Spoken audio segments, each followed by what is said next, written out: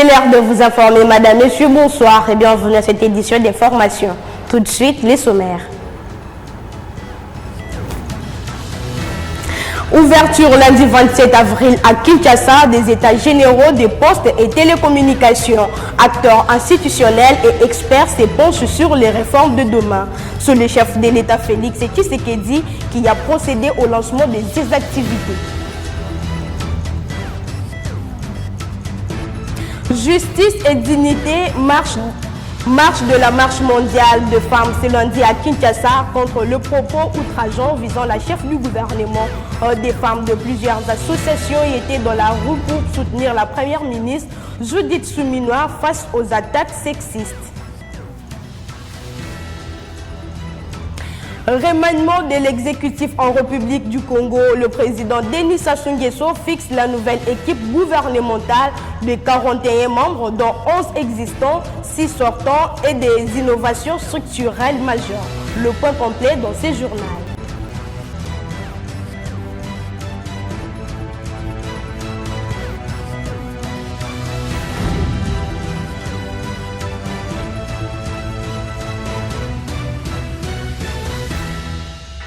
Ouverture lundi 27 avril 2026 par le chef de l'État Félix Antoine Tshisekedi des États généraux des postes et télécommunications sous l'égide du ministère de PTNTIC. Les experts du secteur venus des divers horizons se réunissent au centre culturel de Kinshasa pour poser des jalons d'une RDC plus connectée. Ces travaux constituent un cadre de concertation et de propositions en vue de renforcer la gouvernance, l'innovation et l'inclusion dans le domaine de postes et télécommunications.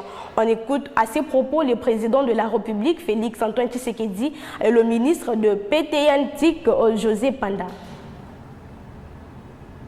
Ces états généraux des postes et télécommunications, tant sollicités par l'écosystème du secteur, mais surtout par les opérateurs, depuis l'avènement de votre autorité à la magistrature suprême de notre pays, vont donner une heureuse opportunité d'exprimer aux plus hauts responsables du pays que vous êtes leurs desiderata en vue d'améliorer la qualité des services rendus à notre population, objectif ultime de votre gouvernement. Excellence, nous allons ensemble signer un pacte devant votre autorité avec les partenaires pour rencontrer et accompagner votre vision de la République démocratique du Congo digitalement connectée à l'horizon 2030.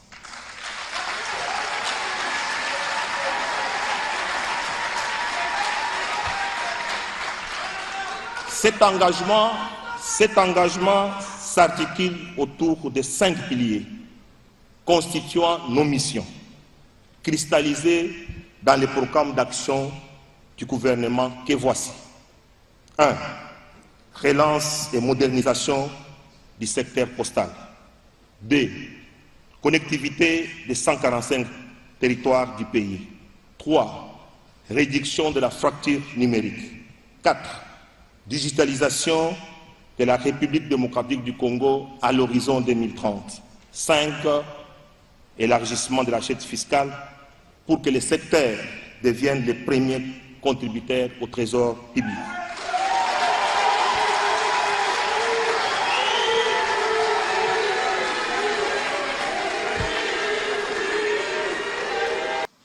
Dans ce monde en mutation accélérée, aucun pays ne peut prétendre à la croissance, à la compétitivité ou à la souveraineté en restant en marge des grands flux numériques, logistiques et informationnels. Il nous revient donc d'ériger le numérique, les télécommunications et la modernisation postale en levier stratégique de notre développement national. C'est dans cet esprit que s'inscrit notre ambition de faire de la République démocratique du Congo une nation digitale à l'horizon 2030, en cohérence avec les priorités du gouvernement.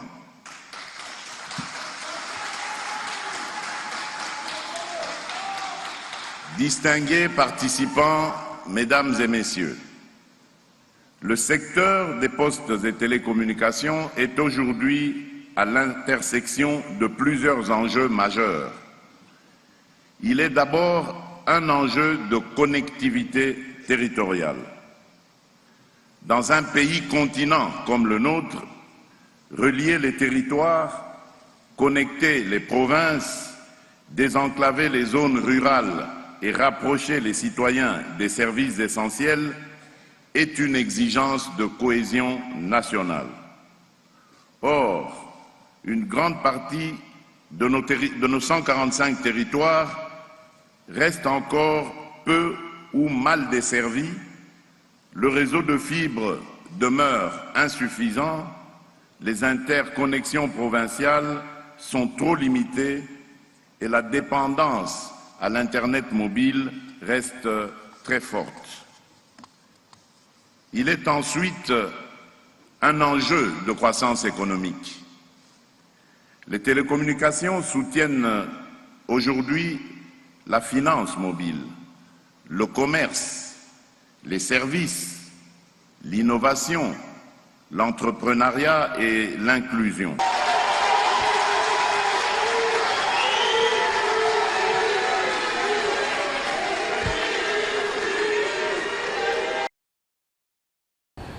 Défendre l'honneur de la femme au-delà de la fonction politique. À Kinshasa, les cris de colère des organisations féminines s'est fait entendre lundi 27 avril à l'appel du mouvement de la Marche mondiale de femmes. Des centaines de manifestantes ont défilé dans les rues de la capitale. Leur objectif, dénoncer les attaques injurieuses et des discours sexistes dont est victime la première ministre Judith Suminwa. La mobilisation s'est achevée au palais de justice où un mémorandum ainsi qu'une plainte formelle ont été déposées. Les manifestantes exigent que le débat démocratique ne serve plus de prétexte au mépris du genre. Je vous propose de les écouter à l'étape de la primature. La femme, en tant que première ministre, c'est toute la nation. C'est une indignation pour nous les femmes. Aujourd'hui, nous dénonçons aux insultes à la première ministre. Toboyi Mafinga, moi ça y Kamamboka, moi ça y soutenir président de la République, chef du gouvernement. Donc elle a soumis à un, soumis à deux. Tout le monde y va action, tout le monde y va compétence, tout le monde y va policier. Les bassines va mettre ma bombe concernant cette femme.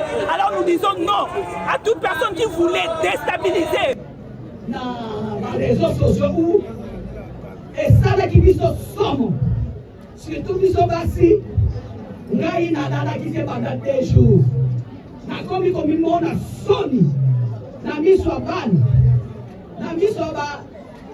Ba tekolo na ngai. Ba kilo. Moi si ma gozo ko finga. Todo ngola na nous responsabilité na ye. Mais avant ça dit que azali moi si abatu. Eza ko lete. Na kutimi na ngai soki ba lobby ke tukana.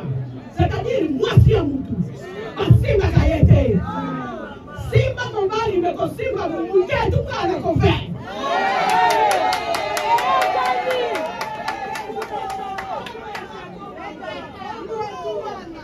Simba kamke tukana kofe simba kamwasi ya batuke.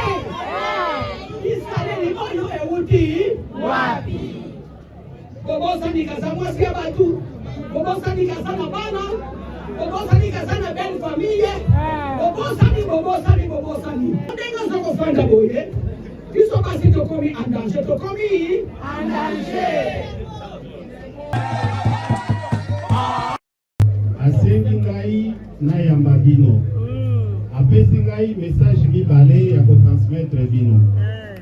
D'abord, ya liboso apesi bino merci mingi.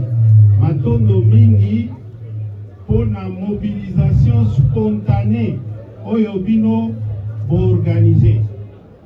Oyo eza manifestation ya munene ezo témoigner bolingo oyo na chaleur oyo bolingi bo transmettre pa na ye. Population pona ba attaque injustifiée oyo nyonso aza ko subir. Elingi olobate aza ye mokote bozali elongo na ye. Alerte rouge à Limete, la rivière Ndjili sort de son lit suite aux dernières pluies diluviennes qui se sont abattues sur Kinshasa. Le quartier Salongo dans la commune de Limete se trouve sous les eaux. Des maisons entières sont inondées et de nombreuses rues sont devenues totalement impraticables, plongeant les résidents dans les désarrois. Le point sur la situation avec nos envoyés spéciaux qui ont recueilli quelques plaintes sur place.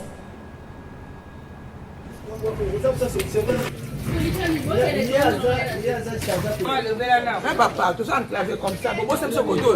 Et ça, nous avons la République démocratique du Congo, il faut que béton. Tu as pas dit, nous papa, tu as pas ce monde. Tu as bossé à côté, kuna, ah, bon, tu as pas de problème, papa, tu as mal. Donc, tu as dit, maman, ah, je vais papa. Parce que les gens kuna, parce que la police, c'est une question côté. Quand la sélection de la police, on a il y a pas possible, il y a pas possible. Parce que ce qu'il faut moi mon nez ah. Tout le monde est là, bon, on se met à ah, pour ça ni sombre les bandes de poche dans la salle de monsieur. Comment dire papa? Quand même une chose à la visite. Il y a mais je botte à tina ngamba. Ce qu'on a donc on a préparé pas l'autre, ça ça. Là, on fait le donc tout ça il y a des jours la pollution. Dès que vous le dites donc Dindi m'a depuis hier jusqu'à aujourd'hui solution mon retour au Canada banzila sont bouchés. Donc apparemment il y a ça qui est tout et ça maille circulation maille ça bien voilà banda ko mususu za pemena maille normalement soit bukango pona maille tika la libre voilà yango mutu ça rapina empêchement wana et déborder biso et puis maille so boule beti na ba Congo ah ezali banda ko apparemment ya kala fonga pe naza le passager en fait maille c'est la rentrée OK donc eza déjà banda ko tuta depuis kala bangar mususu na na sens que neza pemena maille wana eza au moins construit bon yango mutu so empêchement maille circulation maille pena et ça bien na fulo donc les awana bani ba bidon tout ça ils ont comme la biso normalement faut tout la organiser tout ça na même tout ko ya ka na ko matiti et qui place mo na fleuve et bois qui normalement sur organisation les ali nyo so ani senga ba konzambo ka bater la biso du OK so bon balande biso du cambo solution ko ko zama donc comme un peu civilisé. C'est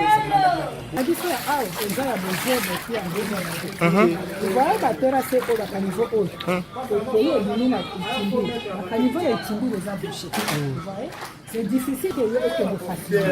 Maintenant, de notre côté, vraiment, ça va être ça la niveau et à 10 ouais, que nous avons papa. Maintenant, le niveau à Kuna qui est connecté à l'autre côté, je sais que chaque fois qu'il y a des ressources, biso ko tomber victime. Vous imaginez itimbiri et kotimaïté. Bana bango sale ba dinda ba biso de regarde hier là bango ba fandi calme na biso. Eza problème ya ba kera se ba caniveau eza bouché, pour faire la biso. Ezali là comment ko ya simple que l'état ko pas ko zakaka. A tirer la possibilité pour la ko déboucher ba caniveau ya mai. Moi je pense pas que c'est compliqué. Tu peux expliquer que tout n'a pas d'indiqué. Enfin, le bout du tunnel pour les usagers du quartier Yolo Sud, la chaussée Kimwenza, véritable colonne vertébrale de la commune de Kalamou, s'apprête à faire peau neuve. Longtemps dégradée, cette artère vitale entre en phase de réhabilitation, un projet d'envergure qui promet non seulement de désengorger les trafics dans cette zone dense, mais aussi de transformer radicalement la mobilité des Quinoises et Quinois, là où le nid de poule dictait jusqu'ici leur loi. Suivez. Merci le président de la République, notre président Fachi Béton. Donc on a Fachi vite quoi, on a vu sur la vitamine et belé. Pourquoi ça? Parce que l'initiative que le président est en train de prendre pour sauver notre pays, on en a qu'un seul. Regarde, on a naza permettez-moi ya goloba naza mungala na mboga msute bien sûr mangole na nga yango quelque part sona ki ba go bomanga ta cause kara ya mangolo yo médicateur que manzara mwana mboka et il faut encourager les œuvres du président de la République monsieur excellence son excellence pardon monsieur Félix Tshisekedi Tshilombo yepenane makambo. Pourquoi ça? L'initiative oyo salema na yolo biso to botamia to koliawa. Vous voyez, je vais prendre l'exemple, il y a tronçon Nabiso, il y a Capella. Et puis tronçon Nabiso, il y a universitaire, Kobima Capella jusque là. Depuis le président Thiela Yango béton, je vous dis, côté wana alonga nyonso. Et aujourd'hui, nanenge nazomona misala ezosalemela partout kaka même na yolote parce que je suis de Kalamu. Ici nyonso ba œuvre ya président de la République Fachi Beton et ezosalema. Eza ba œuvre o ezosalema te kaka pona ba mandat na ye. Mais ça ba œuvre o ezosala po atika histoire ya ba siècle. Na moni kaka non ndenge misala ya chef de l'État ezotambola. Misala ya mboka parce que po eza parmi ba développement ya mboka. Bato bazolela kaka nzala jour moko efila na lelo jamais. Nzala esila na misala oyo. Po banzele fungwama, po banzele za enclavé. Banzele fungwama po nzala esila. Ndenge baosala petit Kimunda, makantina ndenge. Bon, makantina d'abord à féliciter le chef de l'État parce que Yolo ekufaki des gens. Yolo biso toyebelaka Yolo Dallas. Yolo lala ki comment ki ba mai par-ci par-là ko leka boye, o lata moi ketch no po leka, comme ko sotaka Yolo toyebelaka lobi yango te. Mais lelo na moni susu. Nzelo yango zo arrêté entre victoire ti na terminer ces eaux.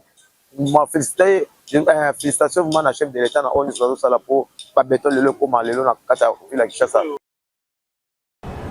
Direction la République du Congo, le chef de l'État, Denis Sassou Nguesso, a procédé le 24 avril dernier à un remaniement en profondeur de l'équipe gouvernementale. Le nouveau navire piloté par le Premier ministre compte désormais 41 membres contre 37 précédemment. Parmi le fait saillant de cette restructuration, l'arrivée remarquée des généraux Jean Olesengo Ondaye à l'intérieur et Noël Léonard Essengo au contrôle d'État. 24 heures après la reconduction du Premier ministre Anatole Kone-Makosso, la composition du nouveau gouvernement est connue. 41 membres, dont un vice-premier ministre et 2 ministres délégués pour la mise en œuvre du programme de société du président Denis Sassou Nguesso, accélérant la marche vers le développement. Désormais élevé au rang de vice-premier ministre, chargé de la coordination des infrastructures, du développement, Jean-Jacques Bouya conserve également son portefeuille à l'aménagement du territoire. Parmi les ministres d'État, Pierre Oba officie désormais à la présidence, chargé des affaires politiques, après avoir cédé les industries minières et la géologie à Urbain Fiacre Opou. Le ministre d'État Alphonse Claude Silou prend les rênes du ministère de la Construction, l'Urbanisme et l'Habitat, tandis que Jacqueline Lydia Mikolo hérite du commerce, des approvisionnements de la consommation et de la ZLECAF. Le ministre d'État Pierre Mabiala dirige la fonction publique, le travail et le dialogue social. Raymond Zéphirin Mboulou est muté à la défense nationale. Jean Olesengo Ondaye, qui fait son entrée dans le gouvernement, assume l'intérieur et la décentralisation. Jean-Claude Gakosso retrouve la culture, les arts, le patrimoine national et l'industrie touristique. Hugues Ngolondele conserve les sports, la jeunesse et l'éducation civique.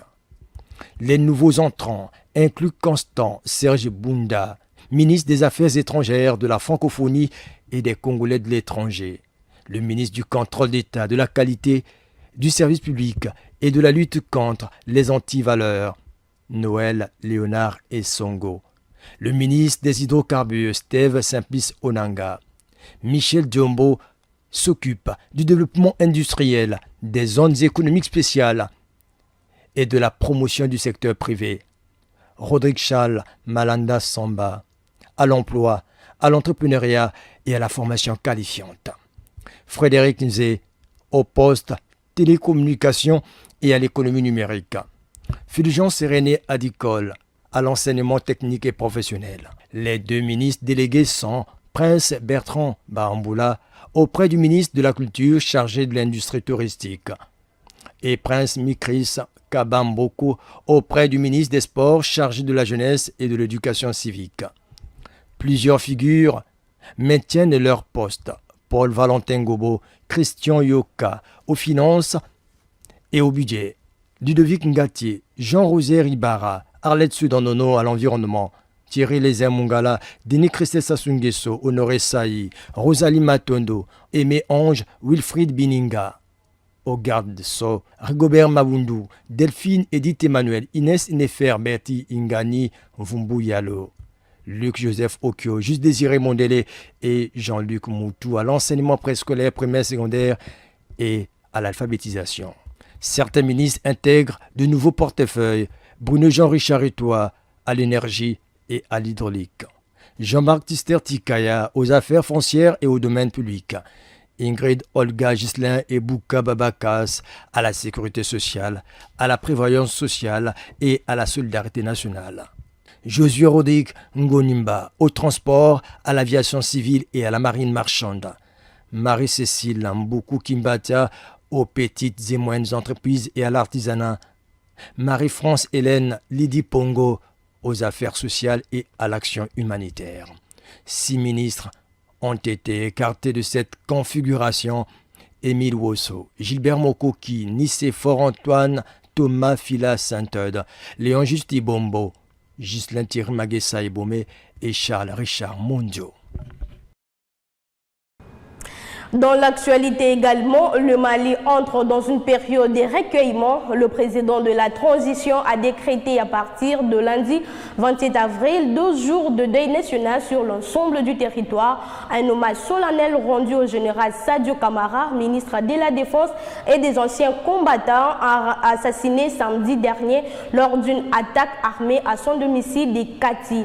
Drapeau en berne de funérailles nationales en préparation, le pays salue la mémoire d'un pilier de l'État.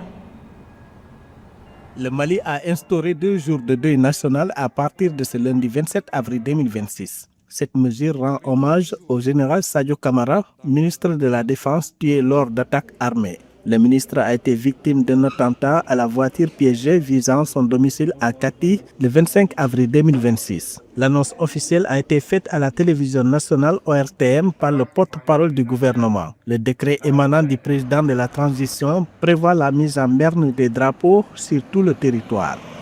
Le président de la transition, chef de l'État, vu la Constitution, vu la charte de la transition révisée, décrète, article 1er, un deuil national de 2 jours à compter du lundi 27 avril à 0h est déclaré sur toute l'étendue du territoire national en hommage au général Sadio Camara, ministre d'État, ministre de la Défense et des anciens combattants, suite à son décès tragique survenu le samedi 25 avril 2026. Cette mesure intervient dans un contexte sécuritaire particulièrement tendu, marqué par une recrudescence d'attaques armées dans plusieurs zones du territoire malien. Dans la matinée du 25 avril 2026, un véhicule piégé, conduit par un kamikaze, a visé la résidence du dit ministre, qui a engagé des échanges avec des assaillants, dont il a réussi à éliminer certains. Au cours d'intenses affrontements, il a été blessé, puis transporté à l'hôpital, où il a malheureusement succombé.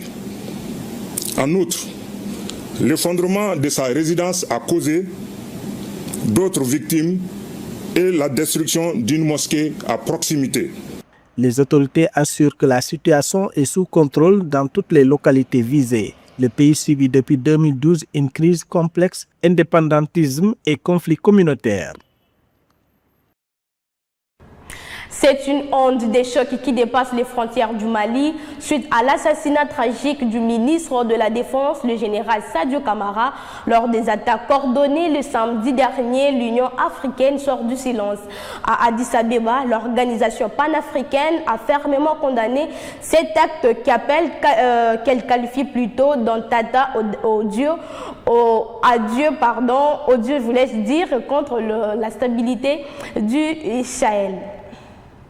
Dans une déclaration, l'Union africaine condamne des actes susceptibles de constituer de graves menaces pour les civils et exprime une vive inquiétude au sujet de ces offensives attribuées à des groupes armés terroristes à la suite des attaques coordonnées contre Bamako et certaines villes stratégiques du Mali le 25 avril. L'organisation continentale réaffirme son engagement sans relâche pour la paix, la sécurité et la stabilité dans le pays. La riposte de l'armée malienne a permis dimanche 26 avril de neutraliser une colonne de terroristes. La riposte très professionnelle de FAMA a permis de mettre en déroute l'ennemi et cette riposte vraiment était à la hauteur des menaces, des attaques qui ont été des attaques qui ont été commanditées par les terroristes. Environ sur l'ensemble de toutes les attaques qui ont été faites, on a plus de 200 terroristes qui ont été neutralisés.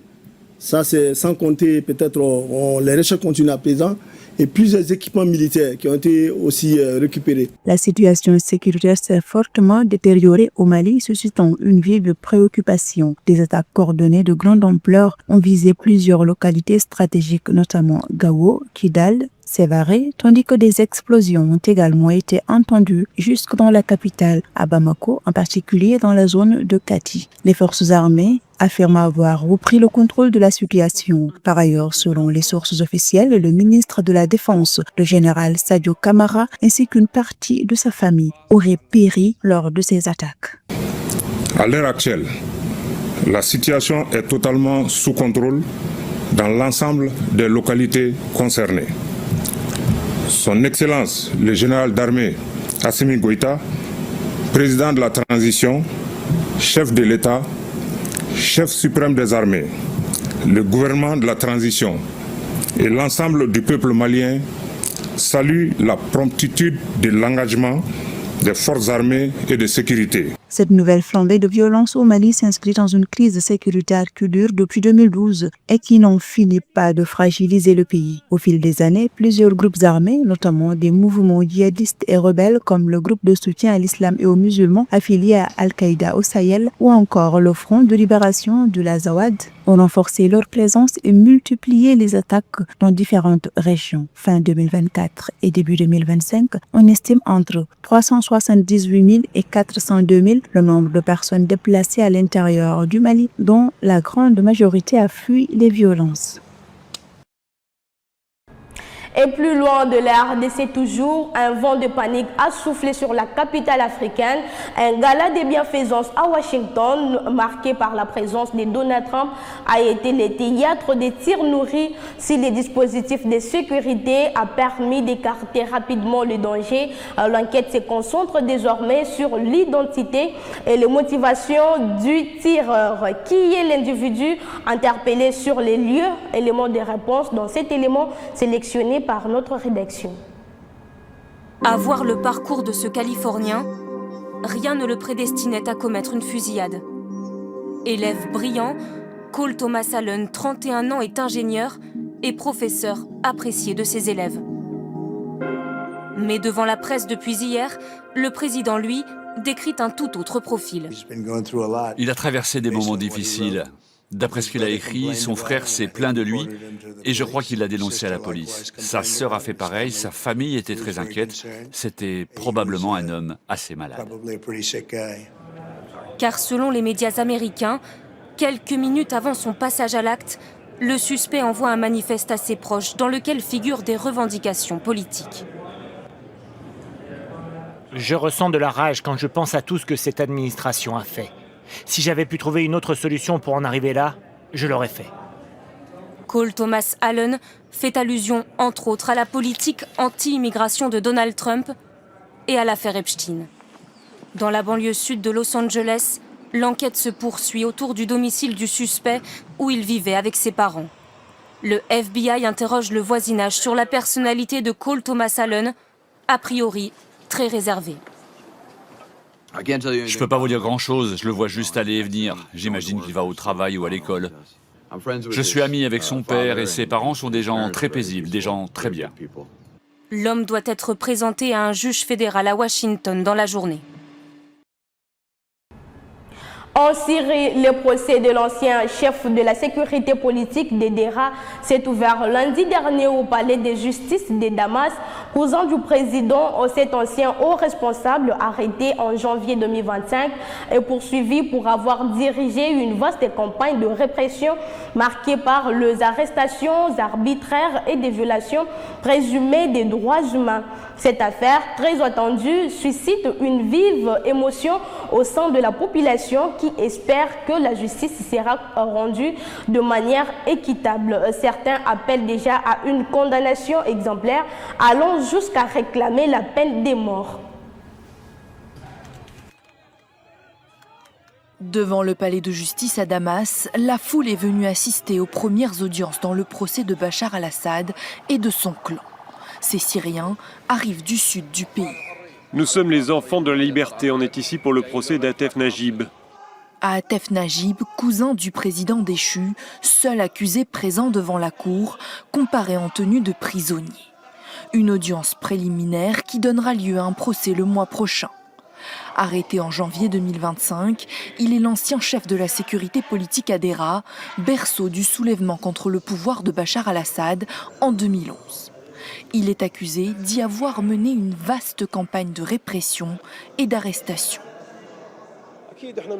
Nous espérons que la justice transitionnelle sera mise en œuvre le plus rapidement possible et que le criminel écopera de la peine maximale, la peine de mort. La guerre, qui a dévasté le pays pendant 13 ans, a fait plus d'un demi-million de morts et des dizaines de milliers de disparus. Après leur arrivée au pouvoir début 2025, les nouvelles autorités, dirigées par l'ancien combattant djihadiste Ahmed al-Shara, ont arrêté plusieurs anciens responsables et promettent la justice pour les crimes du précédent régime. La justice demeurera l'une des valeurs les plus nobles pour lesquelles notre peuple s'est engagé. Elle constitue un objectif majeur auquel l'État et ses institutions veillent afin de rendre justice aux victimes, panser les blessures, renforcer la paix civile et la coexistence. À partir du 10 mai prochain, d'autres figures clés du pouvoir Assad doivent être jugées, dont Wassim al-Assad ou encore Amjad Youssef, arrêté cette semaine et principal suspect d'un massacre commis en 2013. Bachar al-Assad et son frère Maher, réfugiés en Russie, seront quant à eux jugés par contumace. Voilà tout pour ce journal. Merci de votre fidélité à Ecopolis Télévision. On se retrouve très vite pour de nouveaux titres d'actualité. Bonsoir chez vous.